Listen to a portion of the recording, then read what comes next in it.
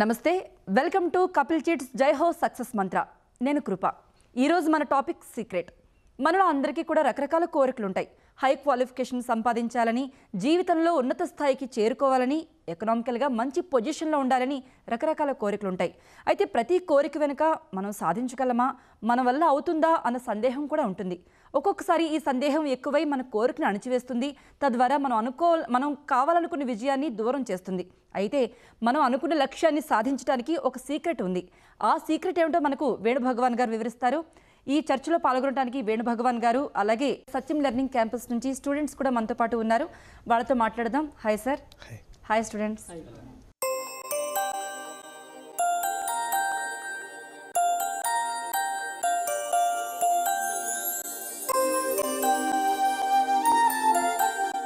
వేణుభగవాన్ గారు ప్రతి మనిషికి కూడా చాలా కోరికలు ఉంటాయి ఒక్కొక్క లక్ష్యం ఉంటుంది మరి ఈ లక్ష్యం సాధించడానికి ఏదైనా సీక్రెట్ ఉందా మీరు అంటున్నారు సీక్రెట్ ఉందని అది ఏ సీక్రెట్ నిజానికి ఇట్స్ నాట్ ఏ సీక్రెట్ అండి ఇట్స్ ఓపెన్ కాకపోతే ఎవరు దీని గురించి పూర్తిగా విషయం తెలియదు కాబట్టి ఇది సీక్రెట్లా ఉండిపోయింది అనమాట ఓకే పూర్వం దీన్ని టెలిపతి అనేవారు లేదా దూరదృష్టి అనేవారు దివ్య దృష్టి అనేవారు థర్డ్ ఐ అనే కాన్సెప్ట్ కూడా మనకు ఒకటి ఉందండి కొన్ని చోట్ల గుడికి వెళ్ళినప్పుడు ఆ స్టిల్ వాటర్స్ ఉంటాయండి అంటే నిలవక్కడిగా ఉన్నట్టు వాటర్లో మనకి రిఫ్లెక్షన్ కనపడుతుంది కింద గులకరాలు కూడా కనపడుతుంటాయి సో ఆ స్థాయికి మనిషి రావట్లేదు ఆ స్థాయికి మనిషి వస్తే కనుక then you can connect to the different world so అది ఇన్విజిబుల్ వరల్డ్ అనొచ్చు లేదా మనం ఇది ఎలాంటిదంటే ఒక ఇంటర్నెట్ లాంటిది ఇప్పుడు మన కంప్యూటర్ ఉంది కంప్యూటర్లో మనం ఆపరేట్ చేస్తుంటే చాలా ప్రోగ్రామ్స్ లోడ్ చేస్తాం చాలా విషయాలు అది పనిచేస్తుంది మనకి చాలా ఇన్ఫర్మేషన్ లోడ్ చేసాం సో కంప్యూటర్ కంటే ఈ యొక్క ఆపరేటర్ ఇంకా పవర్ఫుల్ కంప్యూటర్ పవర్ఫుల్లే కానీ దీని మీద అథారిటీ అంతా కూడా ఆపరేటర్కి ఉంటుంది సో నచ్చకపోతే ఎప్పుడన్నా ప్రోగ్రామింగ్ మార్చేయచ్చు ఫార్మేట్ చేసేయచ్చు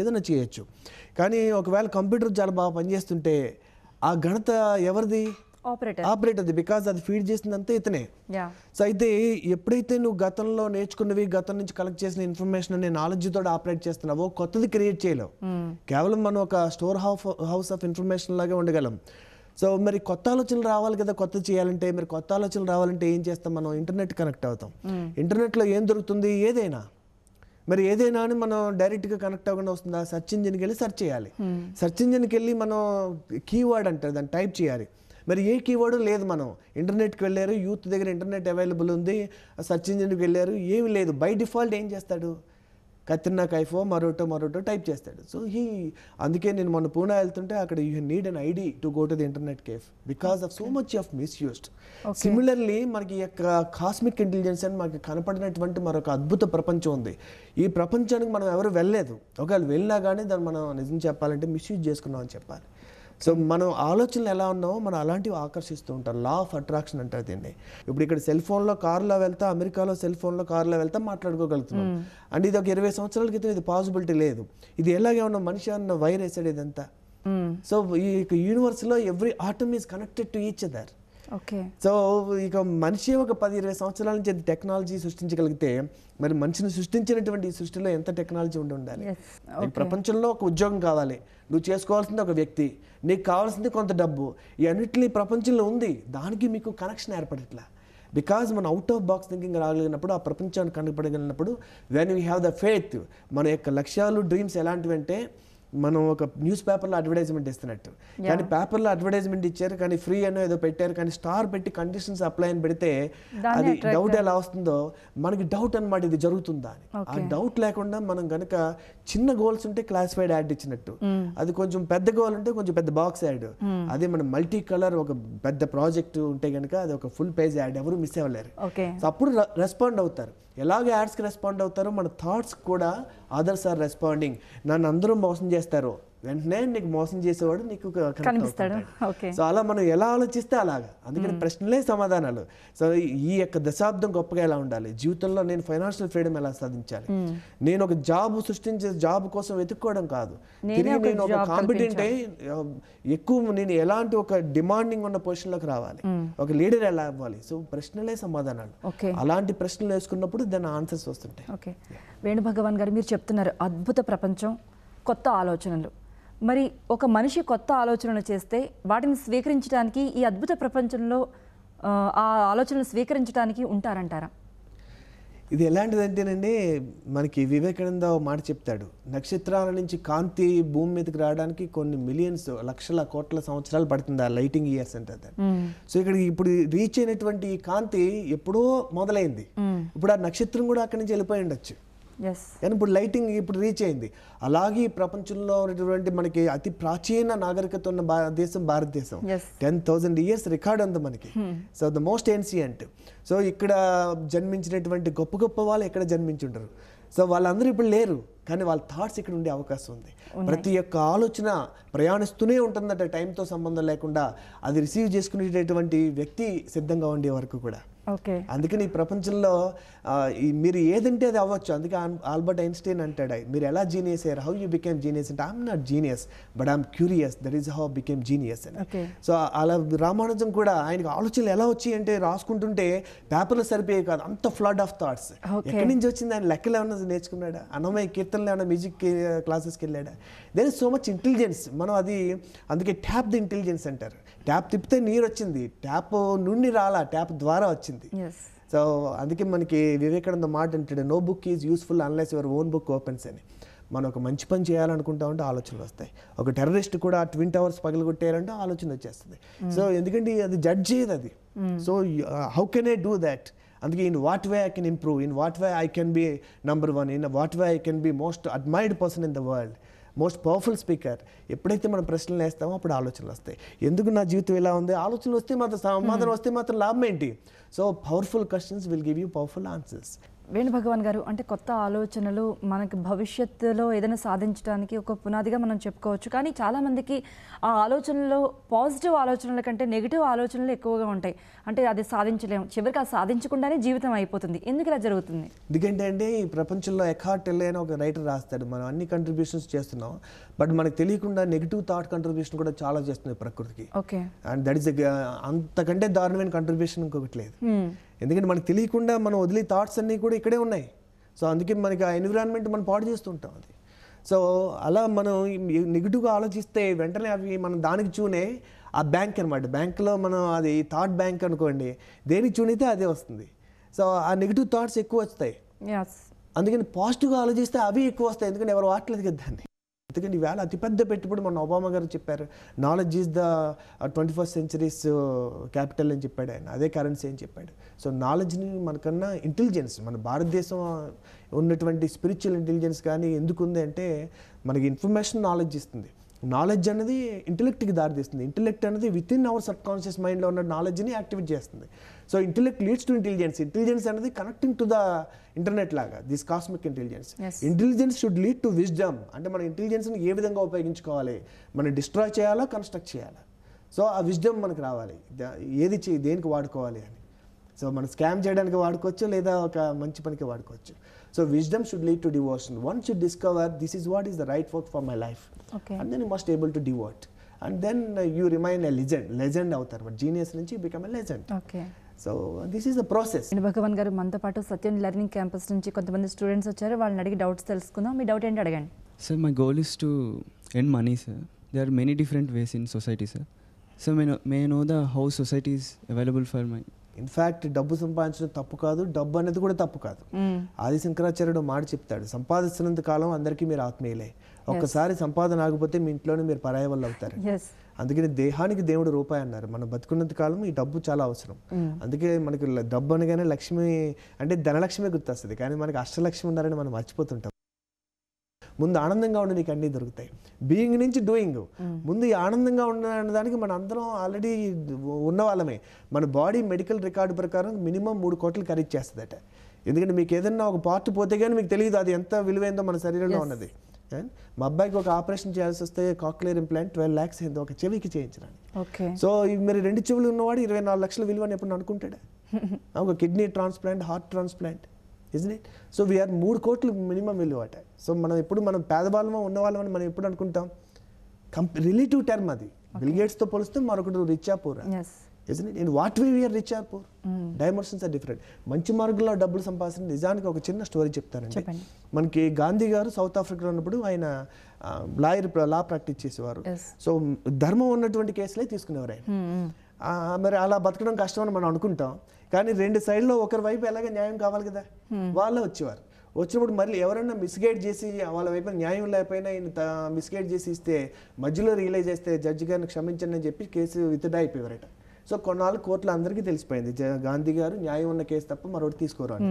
సో అందుకని గాంధీ గారు కేసు రాగానే జడ్జి గారు అలర్ట్ అయిపోయారట. ఎందుకంటే ఈయన ధర్మం ఉన్నదే తీసుకుంటాడు, నేను సరిగ్గా తీర్పు ఇవ్వకపోతే చెడ్డ పేరు ఆయనకి కాదు నాకు, అందుకని సరిగ్గా ఆయన వైపు న్యాయం ఉందని అర్థం ఆయనకి ఇచ్చేవాడు కేసు. అందుకని ఎక్కువ కేసులు గాంధీ గారిని ఎగ్గేవారు. ఒక వైపున ఎలాగో ఒక మంచి లాయర్ కావాలంటే గాంధీ గారి దగ్గరికి వచ్చేవారు. He use to have more cases and more fees. And మరి ఇప్పుడు ఏమంటాం, మరి మనం సత్య మార్గంలో మనకి లేదా అది. అందుకే వివేకానంద అంటాడు, stick to truth you will succeed, maybe slowly but surely అన్నారు. కొంచెం టైం పట్టొచ్చు.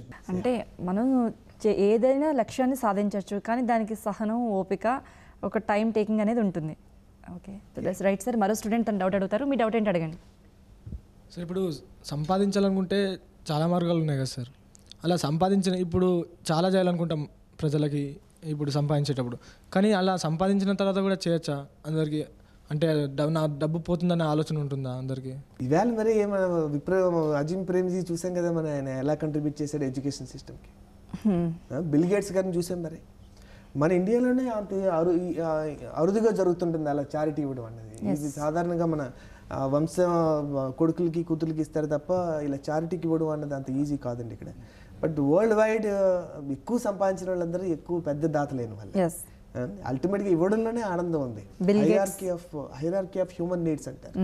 అబ్రహం మాస్లో నిర్వచించిన ప్రకారం ఫస్ట్ బేసిక్ నీడ్స్, తర్వాత సెక్యూరిటీ నీడ్స్, తర్వాత లవ్ అండ్ బిలాంగింగ్ నీడ్స్, తర్వాత అతనికి రికగ్నేషన్ గుర్తింపు నీడ్స్, తర్వాత మనిషికి సెల్ఫ్ ఎక్స్ప్రెషన్, నా యొక్క టాలెంట్ ఎక్స్ప్రెస్ చేయాలి, తర్వాత కాగ్నిటివ్, నా పర్పస్ ఏంటి, అండ్ దాని తర్వాత యాస్థెటిక్, చుట్టుపక్కల ఉన్న ప్రపంచం అందంగా ఉండాలి, అండ్ ఫైనల్గా ట్రాన్సెండెన్స్ అంటారు. అంటే నేను ఏం చేయగలను ఈ ప్రపంచానికి, ఎంతో కాలం ఉండవని తెలుసు కదండి. మన అతిథి దేవోభవ అంటాం. అంటే 100 ఏళ్ళ క్రితం మనం లేవు ఇక్కడ, 100 ఏళ్ళ తర్వాత ఉండం, మరి మనం కూడా అతిథిగా, అంటే మనం కూడా దేవుడే అవ్వచ్చు కదా. Man minus mind is God అన్నారు. అంటే మనం ఆ విధంగా ఆలోచించగలిగితే we can create miracles here. Venu Bhagavan garu, ఒక మనిషి ఒక కొత్త ఆలోచన చేస్తే సమాజంలో దానికి ఎందుకు తొందరగా ఆహ్వానం పలకరు, లేటుగా ఎందుకు గుర్తిస్తారు, ఎప్పుడు పాత ఆలోచనలతోనే ఎందుకు కొట్టుకు వెళ్ళిపోతూ ఉంటారంటారు? దీనికి మూలం మనం వెతికితేనండి మన ఎడ్యుకేషన్ సిస్టమ్ ఉంటుంది. అది ఈవేళ చాలామంది క్వాలిఫైడ్ అయ్యారు కానీ ఎడ్యుకేటెడ్ ఎవరు కావట్లేదు. ఓకే, సో లైఫ్ అంటే పూర్తి అవగాహన కూడా లేదు. అవగాహన ఉంటే కనుక అత్యంత ఉత్తమ చదువు చదివినటువంటి ఐఏఎస్ ఐపీఎస్ మీరు వీళ్ళందరూ పెద్ద పెద్ద స్కామ్ల్లో పట్టుబడుతున్నారంటే మరి వాళ్ళు మరి చదువుకున్న వాళ్ళు అనొచ్చు. మరి అసలు వాళ్ళు కాదు, అసలు అలాంటి ఇన్స్టిట్యూషన్ ముందు ఈ యొక్క క్యారెక్టర్ ఎథిక్స్ ఇవి నేర్పకుండా బయటికి పంపిస్తే మరి ఏమవుతుంది? అది వైట్ కాలర్ క్రైమ్స్ అనేవి కొత్త పుట్టట్లేదు. సో ఈవేళ పైనుంచి కింద స్థాయి వరకు అలా ఉంటే మరి మనకి చిన్నజీఆర్ స్వామి చెప్పినట్టు 90% ఆల్రెడీ కరప్ట్ అండ్ 10%కి ఇంకా అవకాశం రాలేదట. సో మరి ఆ రకంగా ఉంటే మనం ఎవరినైనా అడుగుతాం మనం, అంటే అవకాశం వస్తే మొత్తం 100% తెలియదు కదండి, వచ్చే వరకు తెలియదు కదా. బికాజ్ మనకి రూట్స్ సరిగ్గా లేవు. బికాజ్ మన ఎడ్యుకేషన్ సిస్టమ్ అంతా కూడా లిటరసీ, అక్షరాస్యత మాత్రమే, ఎడ్యుకేషన్ లేదు అక్కడ. ఇది మనకి బ్రిటిష్ వాళ్ళు మెకాలే పుణ్యమా అని వాళ్ళు ఇండియన్స్ తెలివైన వాళ్ళు కాకూడదు అంటే వాళ్ళు కాన్వెంట్స్ పెట్టి ఇంగ్లీష్ మీడియం పెట్టాలి. వాళ్ళకి మెమరీ బేస్డ్ ఎడ్యుకేషన్. వాళ్ళు అశోకుడు ఏం చేశాడంటే చెట్లు నాటిన, అంతకుమించి తెలియకూడదు మనిషికి. వీళ్ళు క్లర్కులుగా వాడుకోవాలి, కానిస్టేబుల్గా వాడుకోవాలి. సో మొత్తం అడ్మినిస్ట్రేషన్ అంతా వాళ్ళు 1 lakh పీపుల్ మాత్రమే మన ఇండియాని రూల్ చేశారు. మన ఇన్ని సంవత్సరాలు అయినా కూడా ఇంకా మనం అది ఇప్పుడు మనం మాట్లాడుతున్నాం ఇంకా రిఫార్మ్స్ గురించి. మన ఎకనామికల్ రిఫార్మ్స్ కంటే ముందు ఇది రావాలి మనది. అది ఎప్పుడు వస్తుంది? పొలిటికల్ మన ఎడ్యుకేషన్ కలిసి ఉన్నటువంటిది మరి దేవుడే కాపాడలేదు. మన ఇండివిజువల్స్ ఎన్లైటెండ్ అయితే తప్పండి, దీనికి మార్గం లేదు. ఇప్పుడు గవర్నమెంట్ జాబ్స్ కోసం అప్లై చేసే స్టూడెంట్స్ ఉన్నారు కదా, వీఆర్ ఫ్రమ్ బీటెక్ సైడ్ నుంచి. మేము అప్లై చేస్తే ఎటువంటి వాటికి అప్లై చేయాలంటారు, అండ్ చేసిన వాటిని ఎలా సాధించాలంటారు? ఏం కావాలి మనకు? Government jobs. ఫైన్ అండి. సో ఇప్పుడు జైహోన్ ప్రోగ్రామ్ ఇంచుమించు గవర్నమెంట్ జాబే. అంటే మన గవర్నమెంట్ చేయలేనిది మనం చేస్తున్నాం కాబట్టి ప్రభుత్వం మనం గవర్నమెంట్ జాబ్ లాగే. మనం ప్రజలకు చేసేది ఏదన్నా కూడా ఆశించకుండా అది గవర్నమెంట్ జాబే అవుతుంది. అండ్ ఫస్ట్ ఆఫ్ ఆల్ మనం ఎందుకు గవర్నమెంట్ జాబ్ కావాలి? అది కావాలి. మన మైండ్ ఎప్పుడు ఇన్స్పైర్ అవ్వాలనుకుంటే మీనింగ్ కావాలి. ఒక ఐఏఎస్ చదివే అతను ఆ ఊర్లో ఆ పరిస్థితి చూసో ఏదైనా ఒక కాజ్కి ఇన్స్పైర్ అయ్యి ఏ కోచింగ్ లేకుండా కూడా అయిన వాళ్ళు ఎక్కువ ఉంటారు. అవును, అలాగా ఎందుకు అది కావాలి? కంఫర్టబుల్గా మన సీట్లో కూర్చొని చేయొచ్చు. It's a comfort zone.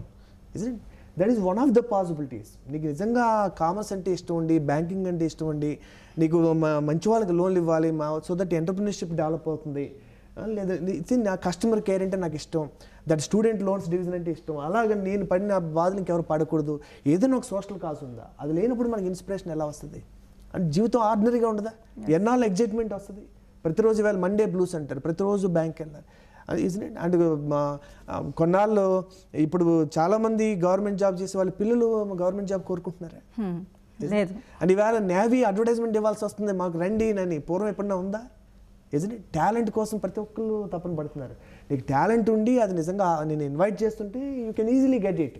అలా కాకుండా నేను కాంపీట్ అవ్వాలనుకుంటే కనుక ఇన్నర్ కాంపిటెన్స్కి కాంపిటీషన్ లేదు. మనకి ఇన్నర్ కాంపిటెన్స్ లేకపోతే 100 రకాల కోచింగ్ సెంటర్కి వెళ్ళి మనం స్ట్రగుల్ అయ్యి ఒకవేళ వచ్చిన తర్వాత జాబ్ వచ్చాక జీవితం అంతా పనిష్మెంట్, ఇష్టం లేని పని చేయడం. అందుకే నేను మాట అంటుంటే ఇప్పుడు జీవితంలో అతిపెద్ద టైం వేస్ట్ ఏంటంటే మనం చేయక్కర్లేని పనిని చాలా బాగా చేసేయడం. Is not a time waste, it's a life waste. Venu Bhagavan garu, మరో స్టూడెంట్ తను డౌట్ అడుగుతారు, మీ డౌట్ అడగండి. జనరల్గా మనకి చాలా థాట్స్ వస్తూ ఉంటాయి. సో దాన్ని ఇంప్లిమెంట్ చేయాలంటే ఫస్ట్ డిస్కరేజ్మెంట్ వస్తుంది, తర్వాత ఎంకరేజ్మెంట్ అయితే చాలా తక్కువ వస్తూ ఉంటుంది. సో ఎంకరేజ్ చేస్తే బెటర్ ప్రోడక్ట్ వస్తుందని ఎవరు అనుకోరు. ఆ బెటర్ ప్రోడక్ట్ వస్తే ఇంకా దానికి ఇంకా మంచి జాబ్స్ వస్తాయి. సో ఎందుకు పీపుల్ అలా థింక్ చేస్తారు అంటే దాన్ని డిస్కరేజ్ చేస్తారు కానీ ఎంకరేజ్ చేయరు. ఇప్పుడేనమ్మా నవ్య, మనం ఎవరో వచ్చి మనం ఎంకరేజ్ చేయాలి లేదా నన్ను అందరూ డిస్కరేజ్ చేస్తారు, డెఫినెట్గా మనం అలాంటి వాళ్ళు ఆకర్షిస్తాం. ఇవాళ మన టాపిక్ ప్రకారము వి attract people who discourages, because మనం దానికే ఎక్కువ ఆలోచిస్తాం కానీ దాన్నే ఆకర్షిస్తూ ఉంటాం. అలాంటి వాళ్ళే తారసపడుతుంటారు. అండ్ మనం ఇదే నా ప్రపంచం అనుకుంటారు. ఈ ప్రపంచంలో ఒకటే ప్రపంచం ఉంది ఫిజికల్గా, కానీ 600 కోట్ల మంది ఉంటే 600 కోట్ల ప్రపంచాలు ఉన్నాయి. అంటే ఎవరి ప్రపంచం వాళ్ళు సృష్టించుకున్నారు, ఇదే ప్రపంచం అని భ్రమపడుతుంటాం. కానీ మన ప్రపంచం వేరు, నిజమైన ప్రపంచం వేరు. నిజంగా అలా లేదు. నిజంగా there is extraordinary people in the world, there are people to encourage you. Maybe even మిమ్మల్ని డిస్కరేజ్ చేసి పీపుల్ కూడా ఎంకరేజ్ చేయొచ్చు. ఫస్ట్ మిమ్మల్ని మీరు ఎంకరేజ్ చేసుకోవడం మొదలు పెడితే. సో ఏకలవ్యుడికి ఎవరున్నారు గురువు? It's it become a Guru to your self. Once you understand this world, so మన యొక్క ఇన్నర్ ప్రపంచమే మన గురువు అవుతుంది, మన కళ మన గురువు అవుతుంది. అందుకే అన్నాను మన we are the umpire of our world అని. మనమే గేమ్లో మన ఎంపైర్ అనుకోండి, ఎల్బిడబ్ల్యూ మనమే ఎంపైర్. అవుట్ కాదంటే అవుట్ కాదు, catch not out, bowled not out, ఆడుకోవచ్చు. అవుట్ అంటే అవుట్ కదా. We are the umpire of our life అంటే మీనింగ్ అది. వేణు భగవాన్ గారు, ఇప్పుడు స్టూడెంట్ అడిగారు అంటే ఎంకరేజ్మెంట్ లేకపోతే, కానీ మనం ఏదైతే లక్ష్యాన్ని అనుకున్నామో ఆ లక్ష్యాన్ని సాధించిన తర్వాత ఎదురయ్యేటువంటి ఆనందకరమైన క్షణాలు కనుక మనం ఒకసారి ఊహించుకుంటే ఆ లక్ష్యాన్ని సాధించడం ఈజీ అవుతుందా? అలా ఉండదమ్మా. అది ఏదైతే లక్ష్యం ఉందో అది జరిగితే ఇలా ఉంటుంది అనుకున్న మూమెంట్ తెలియకుండా వచ్చినప్పుడు ఇన్స్పిరేషన్ అంటారు. సో ఆ మూమెంట్లో నీకు తెలుస్తుంది, అది ఆ జాయ్ ఆఫ్ ద మూమెంట్. అదే చూడండి, in the moments of our decisions our destiny shaped అని. ఆ క్షణాల్లో మనం తీసుకునే క్షణాల్లో నిర్ణయాలు మన జీవితాన్ని మారుస్తుంటాయి. అది జరుగుతుంది, అది కావాలని చేసేది కాదు, ఆటోమేటిక్గా జరుగుతుంది అది. ఓకే సార్, మరో స్టూడెంట్ అని డౌట్ అడుగుతారు, మీ డౌట్ అడగండి. సార్ నాకు అది చేయాలి ఇది చేయాలి అని చాలా ఆలోచనలు వస్తాయి సార్, కానీ అది నా వల్ల కాదు అని ముందుకెళ్తా, తర్వాత నా అంతకు నేనే కాంప్రమైజ్ అవుతా. అలా కాకుండా ఏం చేయాలి సార్?